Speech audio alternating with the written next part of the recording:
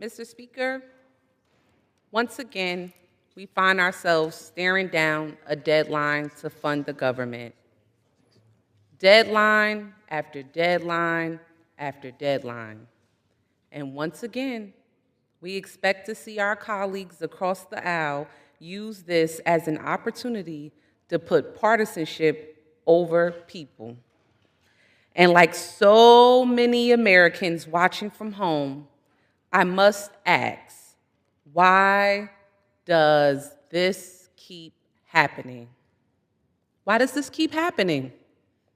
My colleagues across the aisle either don't understand or simply don't care about how a government shutdown impacts people, real people. They seem to think it is a tool that they can use to force their cruel agenda on our communities, a tool to take more from the folks they have already hurt with their big, ugly bill.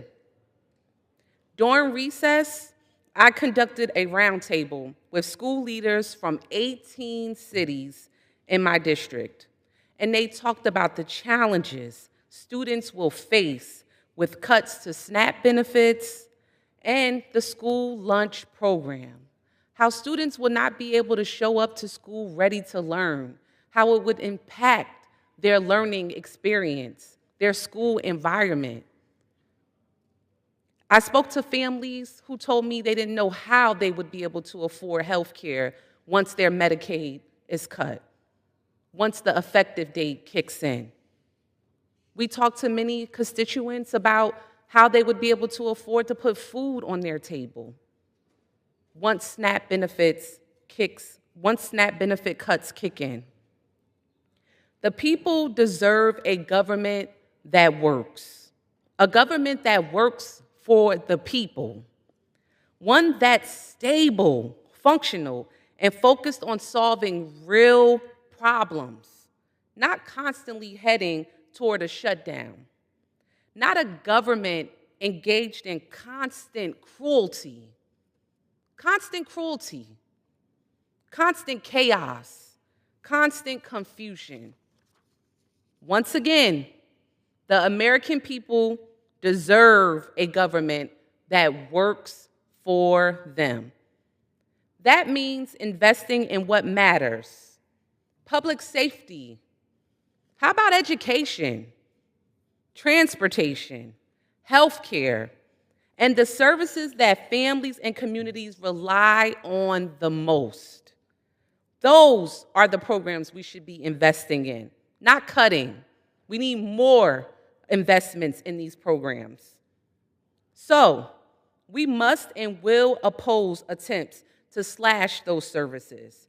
And we won't support a partisan, poisonous bill that hurts the people we serve, the people that depend on us, the people that have elected us to work on their behalf, and their behalf only. And that is as simple as that. We will not support it. Point blank, period. Better is possible. We know better is possible. We know better despite what the other side of the aisle does. That is why we are going to continue to fight like hell for the people that we deserve, because we know that they deserve better. And we will not stop fighting, no matter what. We are fighting not just to pass something to keep the lights on for another few months, but for a solution that actually serves the American people, something that makes people's lives better. Did we forget why we are here? Why the people elected us?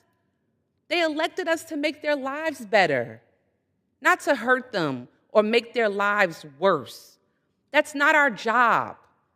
Let me remind you, the people elected us, they put their trust in us to make their lives better, not worse. I invite all my colleagues to join us. Join us to fight for people, to work for people. Let's get back to the real work in these chambers. Let's make it make sense. why we are here working on behalf of our constituents who have elected us.